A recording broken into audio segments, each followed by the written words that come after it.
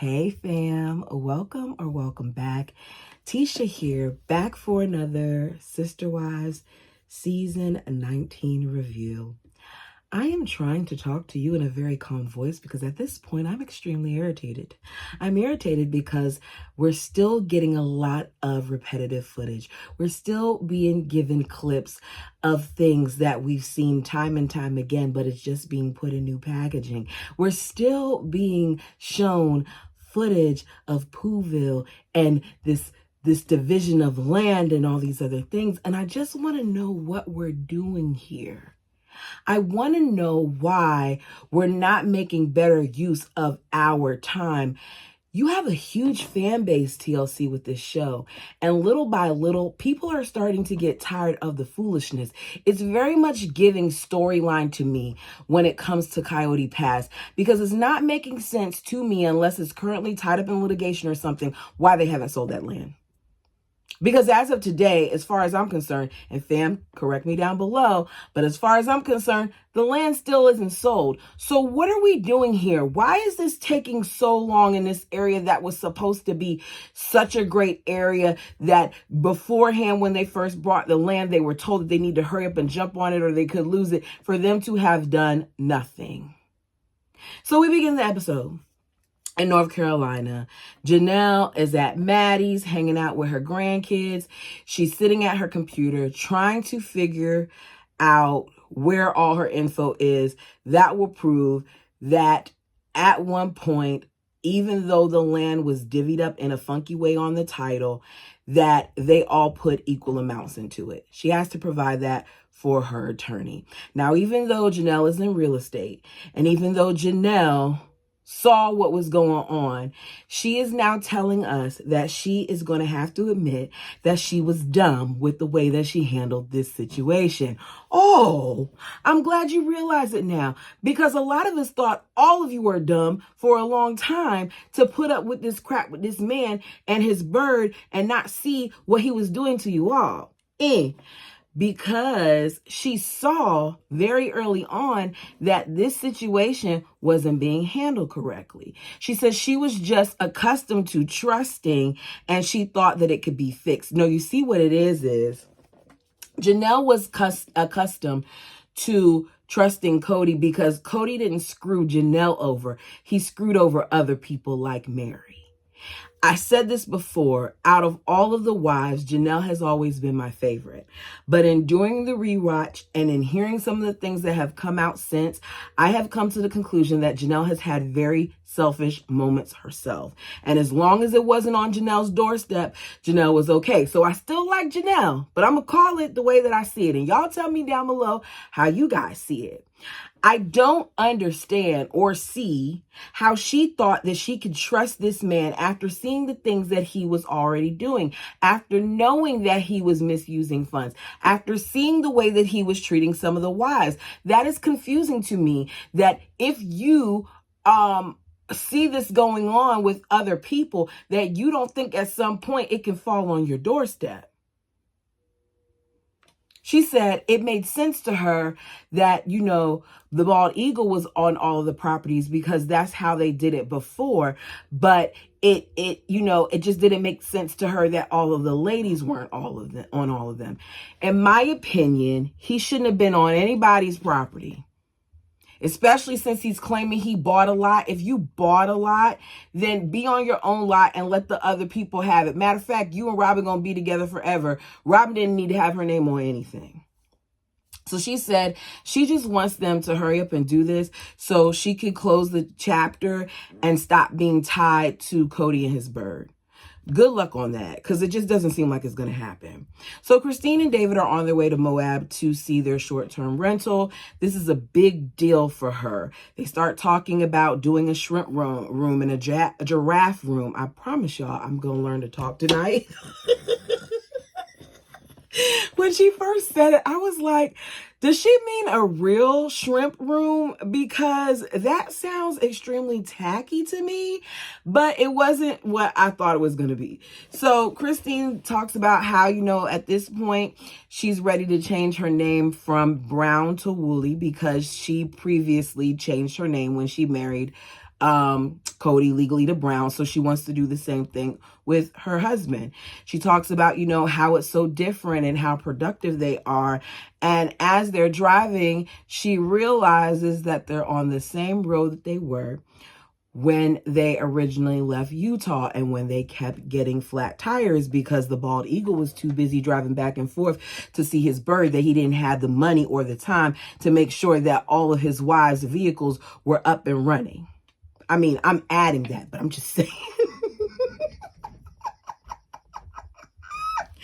She feels like the amount of issues they had with the various tires on the car should have been a great sign for them to stay. And I think that it would have been a sign for me to stay as well, but everything happens for a reason. And I often wonder what things would have been like had they not left Utah. So they arrive at the house, and because David has a background in construction, Christine is nervous because David admits he's going to be looking at the cracks and the textures, the different textures of the walls and things of that nature. So he walks in and he immediately likes what he sees. I can't think that he didn't have some knowledge of what they were getting into, but that's what she's saying. But I would think that he did I don't know, a virtual walkthrough or something at least. Anyways, so Christine tells us that, she's always wanted some income producing thing. With Kody, it was harder because she had to go through the family and because Kody this and Kody that. But with David, it's easy. We get it. David is easy. Meri and Janelle, she said, had businesses, and there were times that she wanted that for herself as well. But she just had to become content with focusing on the kids because it just required too much at the time. And the fact that she said content makes me know that she wasn't necessarily happy with that. And then it made me think about how when she did go for the realtor thing, once she found out how much time was going to be put into it, her mind completely shifted because of the whole thing about her needing to be there for Truly and some of her kids. So I get it. He walks around. He says the only thing that he doesn't really like is the fact that upstairs along the line, you can look over. He wishes that wall was up a little higher, but overall, he feels like she did great. We finally see Meri and Janelle. Janelle lets Maddie know that she's going to be doing a video call with Meri because she's in a different headspace now. Maddie doesn't have any reaction to it, but Maddie doesn't stick around to say, hey, Meri, and then walk off either. So that lets you know that that dynamic is non-existent. Janelle says, before Robyn, her and Meri spent 17 years together. They are not besties. They aren't friends, but they learn how to make things work. It's so funny how in the book, it was said that she was friends with Meri. And then it conveniently changed over time to something else, to it just being that she was married to Meri's brother. So now you're saying at no point you all were friends when, according to the book, there was a period in time before you decided to go behind her back and be meeting up with Kody at the restaurant so you could supposedly help him get a job. There, y'all were friends. So she says for a long time, Meri was a part of what she called the Kody and Robyn situation, and there was no real reason to get involved with her, but now there's communication. So we get reminded of the time more recently where Janelle was, informing Meri of what's going on. We're then also reminded of the times that, Janelle talked crap about Meri because Meri's like, I found out that she was talking, about me to Christine and to Kody. And she did it to Robyn too, but Robyn just didn't say anything. And how, even though all that happened, now we're just going to be adults about the situation. Sorry, y'all. I'm all over the place with this commentary because my notes are literally all over the place. Janelle brings up, the various emails that were had between them and Kody. She said first he wanted to divide up the land in some odd kind of way. Then he said that he and Robyn wanted to sell it, so he'll find the realtor and they'll sell it. Meri says that in her opinion, the feathers shouldn't be able to decide what happens, that they all should. But the thing is, they all probably want different things. I don't think that you all want different things. I think that Janelle and you are on the same page. I think that both Kody and the bird are playing games.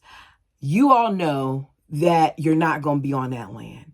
And because you're not going to be on that land, it's kind of like you want to punish them by stalling. Because as much as Robyn's trying to put it on Kody, she's stalling too.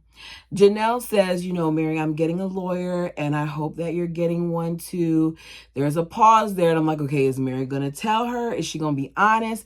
And Meri does say, that I agree that I'm going to be speaking with someone too. Because at this point, it's been over a year and a half. Now, I don't know if she's talking about a year and a half since she snitched on Janelle, or a year in it, because she says since I brought up the conversation. So I don't know if she's talking about the conversation that she had with Janelle or the fact that she was ready for them to sell the land. So they're tired of Kody dragging his feet. Meri admits that for many years, she did not want to push. She did not want to ruffle feathers. And at this point, she's not there anymore. Now she wants there to be some type of resolve, and she wants, it to do what it's supposed to do. She said that Janelle and Christine are a team, and the feathers are a team, and she just doesn't want to be a part of the team. She wants to be separate, get her money kind of basically, and go. I hear Meri, but Meri, if you had said that way back when you were so eager to get on Kody's good side, when he did his whole knife in the kidney speech, when he talked about moving you in the barn and all the other things that he did, if you had really started to see the value in you and realized before all of that he was done with you, imagine how much faster you could have been rid of him in this situation. But there's still a little part of Meri that's still tied to him. So they both say that they did a lot of things because they were family, that there's a lot of money that they put into the family pot because they were a family. Meri and Janelle are saying that they paid Coyote Pass equally, where Kody is saying that he paid for an entire lot all by himself, at least 92%. And I'm like, where is he getting the 92% from? That doesn't even sound right. He comes up with these numbers from the side of his beak that just don't make any sense. Like, if you're going to say something, can you make it make sense? I don't understand it, because it doesn't sound right. Because he's talking about he technically paid 92%. But if that's the case, I want the ladies to talk about how much they put down into the down payment for the bird's house. Why aren't we talking about that? Because that money was never refunded. Now, from my knowledge, based on interviews, and you guys correct me if I'm wrong, but didn't Janelle say that at some point Christine paid back the money that they had, put into her down payment? Did Robyn give the others back their money? Because Janelle made it sound like they all put into Robyn's house. So when did Robyn give them back that money? Because y'all haven't been one family for a long time. We hear the same song and dance about the property lines again, and how much Robyn and Kody's name appear on the various properties, and how Meri just doesn't understand that, it was more than hers. And Meri then tells us that, she did bring it up to Kody when it first happened. And when she did, that Kody had an issue with it, and Kody would act like she was trying to cause trouble or like she was being overly aggressive. And I think that is the way that he played out their entire relationship. I feel like because of how Meri responds to things, because of the times where Meri shut down or she was too opinionated, that Kody often twisted her words and made it seem like she was harsher than she was. I think he learned a little bit of that from his bird. But my point is that she got to the point where she was walking on eggshells, because whenever she said anything, it became a bigger issue. And we know she was trying to complete her list and get back with that man. Meri is now telling us that there are times where she wonders if this was the plan the entire time for him to get that divorce and for him to have all this stuff with Robyn. She says she goes back and forth on it. There's days where she doesn't think about it, and there's days where somebody may have said something and she marinates on it. Here's the thing, Meri, we can all answer. Well, let me not say we all. I can answer that question for you. And my answer is yes. My answer is this was him and his birth plan all along, was for you all to not be together. I think that she wanted your money. I think that he wanted your money. I think that they just didn't want you. They were very much okay with only seeing you on holidays. We get, Janelle feels like he's doing something and he's just not letting them know, because she says that he goes from talking to getting quiet and it just seems like he would be doing something shady. We get the same clip with the bald eagle saying that he's taking his time to do this. The ladies are more than welcome to do it because he's not choosing to rush, like he's choosing to take his time. And Janelle's like, look, he keeps saying that, but the truth is I've offered to help and he declined it. She says, but I don't understand what's taking him so long, because all he has to do is add names to the title. So what is going on? Why don't you all get your lawyers to get this ball rolling? Make your lawyer talk to him and his lawyer, whatever else, but get this stuff rolling. Hire the forensic accountant. All of y'all need your own so they can trace your funds and see just how much those two people have been spending your money. So Meri's like, well, what do you think about us all meeting and us having this conversation? Like, what if we all meet in Flagstaff and we have this talk? And Janelle's like, no, I'm not doing it. I don't even feel like it's worth it, Meri. I don't feel like it's worth it because it's going to be a bunch of the same crap where they just talk and it's going to be like blah, blah, blah, blah, blah. And I was like, oh, okay. Janelle's really over it. So they end the call agreeing that they're both going to, have their own attorneys, and they're going to try to figure out where to go from there once they get their documentation to provide to their attorneys. Back in Flagstaff, the Feathers are at Pooville to paint picnic tables. I really, really feel like they're just doing this so that they have something to show us on TV, because the bird questioning if the tables are solid and all those other things seems like, okay, if you come out on Coyote Pass all the time, then I would think that you would know whether or not the tables are stable because you come out here all the time. Weren't they just riding ATVs not too long ago when she decided that she wanted to soar to the next nest? Like, isn't that what was going on? So why is it that we're trying to act like, we don't know whether or not they're solid? We hear that, or we're reminded that the bird's dad made these tables, so they're so important. He lets us know that he's getting the kids to help him, not really to teach the kids how to do this thing with the table, but he's using the kids for labor so that he can get it done. I said, well, at least he's being honest and he's talking about using his kids. Because I think that even when he films some of these scenes, he's using his kids.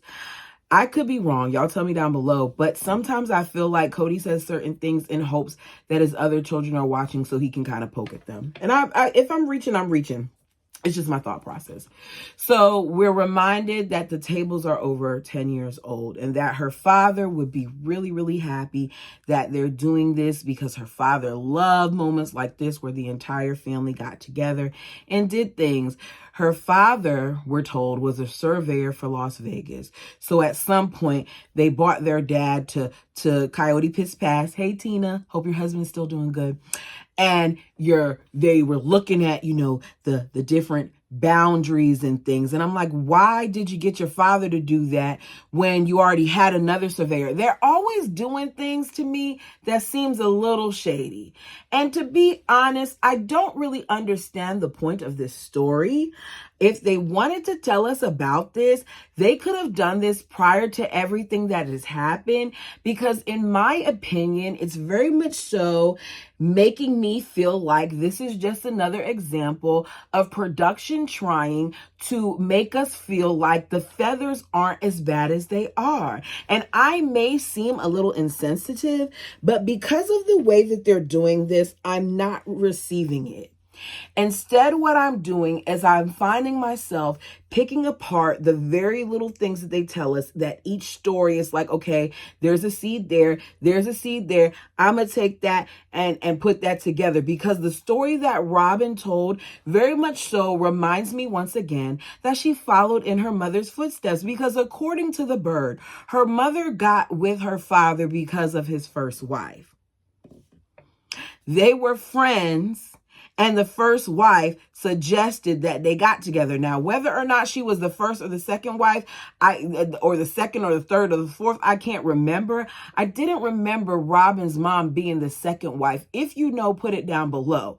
My point here is not the fact that the friend and the friend got together and suggested, like they claim Meri did, even though Meri didn't do it, but Meri thinks she did. My point is that she said that during the week, he would be at the first wife's house, right?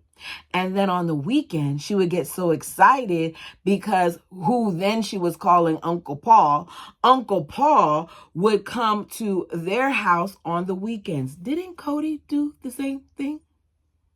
Didn't Kody spend some weekends when he was courting, even though he already sampled that cookie, when he was courting Robyn to go and see her? Didn't he spend weekends there when his wife was pregnant to go see her? So it's very much so giving, I'm following in the same footsteps. Kody's like, yeah, I liked him. I liked spending time with him. And he told me, a lot of stories. And Robyn's like, yeah, he told you stories that we didn't even know. Like, we didn't even know some of the stories that he told you. It was stuff that I never heard, They were so close. And the bird feels like, that's part of the reason why Kody wants to do this, is because of how close he was to her father as well. End scene. Later on, the Feathers are back on the property to enjoy their blue picnic tables and have a hot dog roast. Kody's chopping wood because he likes to do that.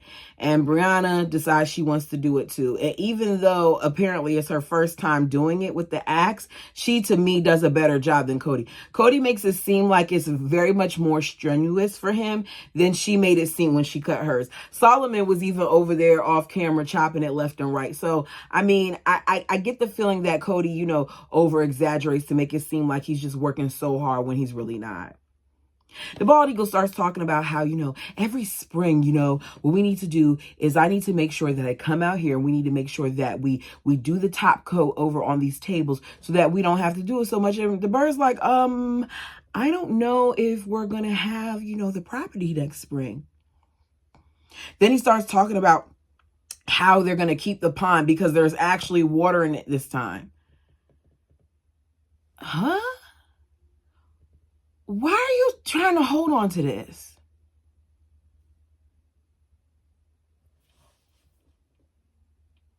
I keep wondering, every time we're out here, if, that's going to be the last time we're going to be out here, It's a hard thought. It's just, it's so performative. Kody then admits that both he and Robyn go back and forth on whether or not they want to keep it or sell it.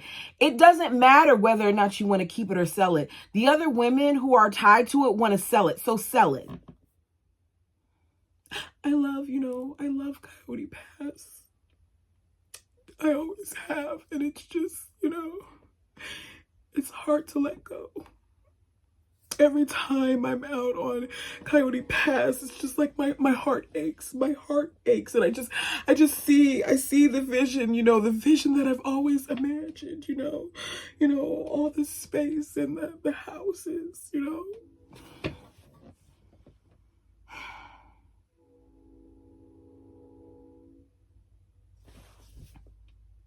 We got that.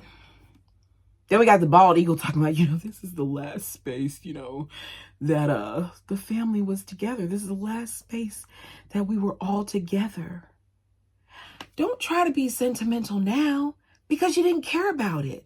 Because all the other times when your kids tried to be in vicinity with you, you denied it. You had all these stipulations. Matter of fact, let's add on to other things that happened on that space. Like when your son was crying out to you, when Gabe and Garrison Both were crying out to you, but production is on your side. So they want to keep showing us all these other dumb clips when what they should show us is all the times you were a jerk on that property.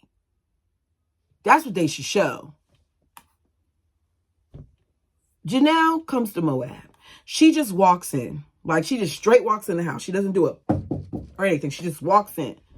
So we find out that Christine and Janelle were the type of moms that didn't care if you're not. They just were fine with you just walking up in their house. Whereas, according to Christine, Robyn had too many rules. Like, someone had to come and answer the door in order for you to come in. Christine, I like you, but that's not far-fetched. It's not far-fetched for me. I told y'all, I got a key and a code to my mother's house. And I'm on my way. And all right, Mom, about to open the door. And it's my mom. Like, what are we talking here? What are we talking about here? I text my man and say, I'm on the way. I don't got to text him and tell him I'm on the way. It's common courtesy. I don't know. It's just me. I feel like if you live in a house, then no, you don't have to do all of that. But if that's not your house, it's common courtesy. Am I reaching? Maybe. But I don't really feel like it's that big of a deal that somebody wants you to knock. Right? Just be honest, though, Robyn, because Robyn says, it's not that I had a problem with them coming over. I just, I wanted an announcement because I get startled. I get startled when people are in the house. Just be honest and say that you didn't want them walking up in your house. Christine then talks about how Meri had too many rules, too. Meri had a whole bunch of rules, but guess what? Meri's furniture was intact. Meri's house looked great. When they were touring the houses, Christine's home was built the same time everybody else's was, and Christine's stuff was falling apart. Cabinets had scratch marks all over. Like, it was a whole bunch of stuff going on in the house. So you sitting here trying to knock Meri and Robyn, and I can't believe you got me defending the bird for having rules for their home. That's not a big rule to me. Not knocking when you come in. Now, some of the other rules, yeah, but knocking when you come in, that's not a big rule. I mean, don't wear your shoes when you come in my house. Grab the booties. Grab some socks. Don't walk around in the house with no shoes. Don't put your butt on my bed with street clothes. There's a reason why there's ottomans and chairs and all that other stuff in my room. Don't do street clothes. Take a shower before you get in my bed. Take a shower before you get on my bed. These are my rules. It is what it is. Take me as I am and I'll take you as you are. But y'all acting like, oh, it's such a bad thing for them to have those type of rules. Whatever. So Meri's like, yeah, I had rules. Yeah, I wanted you to knock on the door. I just wanted you to knock and let me know that you're coming in. What if I was walking around my house naked? I mean, I can relate to that, Meri. Okay? Because when my son is at work, best believe I'm enjoying walking around.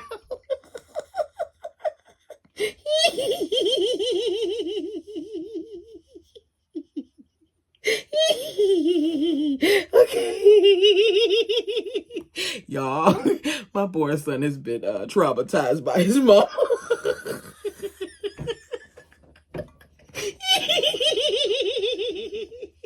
I mean, traumatized. It was one time I did not think he was in here, and I was walking around, and the next thing he comes out of my kitchen, and I'm like,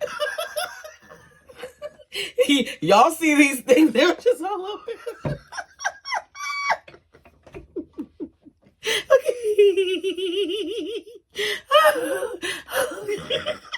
Okay, if you could have seen, it was the terror on his face.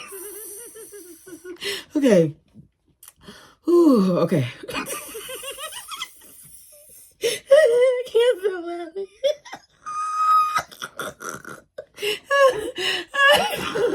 I'm sorry. Okay. Whew.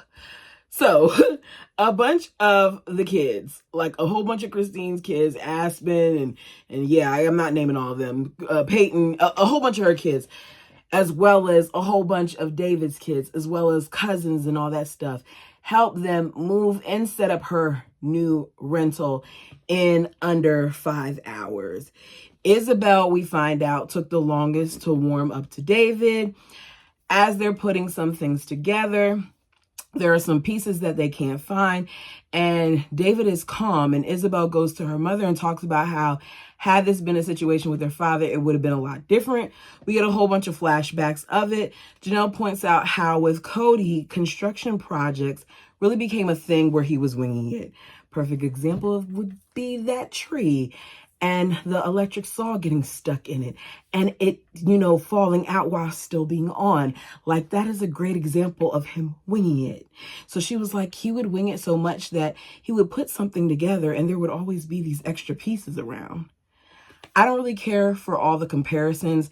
It's old. But the bottom line is David isn't like Kody. He actually likes Christine. He enjoys her humor. They very much so bounce off of each other. And Janelle likes him. Christine says that for her, she didn't realize how much her announcement, her saying that she was leaving, would impact the family until she saw Janelle crying and until she talked with Janelle. Janelle and her had a conversation, and she says that Janelle and her are closer than they were before. Not being married, they both admit to the same man, has allowed them to see a lot of their similarities and respect each other for their differences. Also, not having to vote so much about things has been beneficial to their relationship. Kody, we get the flashback of Kody not wanting frumpy marketing pieces and Janelle wanting quality things like aprons. And I was chuckling because Janelle's frumpy pieces, her little t-shirts that Kody didn't want, sold out rather quickly.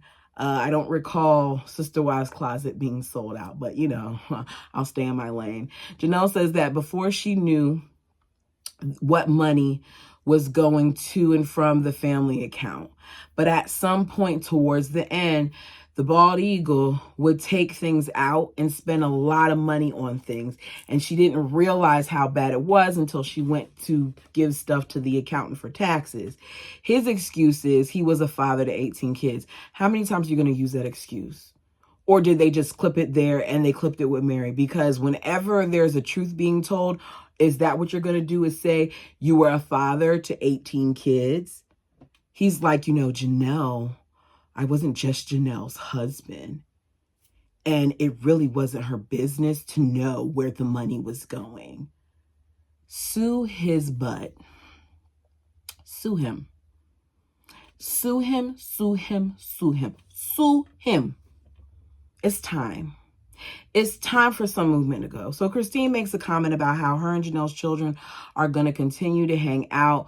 Robyn's kids are going to be over there with Robyn, and she doesn't know what Meri's going to do. And I'm like, okay, I'm confused as to why Leon keeps being left out. I understand that Leon went to the wedding, but there was something about what Christine said and how she said it that it made me wonder why she left Leon out. Anyways, so the tour of the house is given. As I said, shrimp room won't that bad. Then Christine is happy. She thanks the family for helping. That's that. Back to Flagstaff. Kody is talking about whether they can afford to keep the property. And Robyn is like, I don't know. We probably could, but da-da-da-da-da. How are you asking Robyn what y'all could do? Robyn don't work. You need to be asking production if you can afford to keep the property based on how much they're going to give you for your next season. But I guess they're going to make a lot of money off of this one since there's so many episodes. I don't know how it works for them, if they get a set fee or what. Anyways, he wants to pay Janelle and Meri their 25%.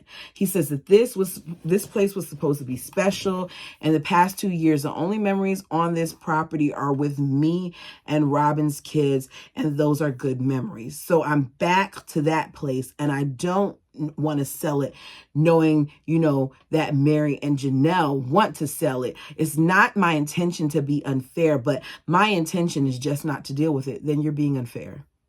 The next thing they know, they're talking about girls and acting like they didn't know whether or not their kids want kids. You know whether or not your kids want kids. I talked to my son, and my son said he doesn't want any kids. And I said, you know, you may change your mind later on in life. But so you know at this point, with your girls being older and the way that y'all talk and the stuff that you say, whether or not your girls want kids. So Aurora and Brianna both want a big family. I'm sorry, they want a decent sized family, big for monogamous standards, like 3 or 4 kids, not for the 6 and however many that a lot of polygamous families have. We don't really care about that. Kody's sitting there talking in confessional, pulling a Robyn as he fake cries about how appropriate this conversation is to have. How appropriate is it of us to be talking about this when we're, so up in the air in the land, and It just doesn't make sense. Like, why are you shedding a tear for this? Even though no tears are coming out, he just makes it sound like he's about to cry. I told you he's pulling a Robyn. They talk about the land, the good times that he's having with, some of his children, in my opinion, is cruel. And you over here talking about how you're going to miss this because this one's skipping rocks and this one's cutting axes and blah, blah, blah, blah, blah. Go to the park. If there's something that I miss that you want to talk about, feel free to put it down below. Like the video as it helps the channel. Subscribe if you haven't done so already. We're still moving on up. Thank you so much for the over 2,000 subscribers. I don't remember the count, but I know the last time that I put up a little thank you, it was 2,150 subscribers, I said. So we're just going to go with that. Thank you so much for you all watching me and subscribing to me and sharing the video, because it helps the channel grow. Until next time.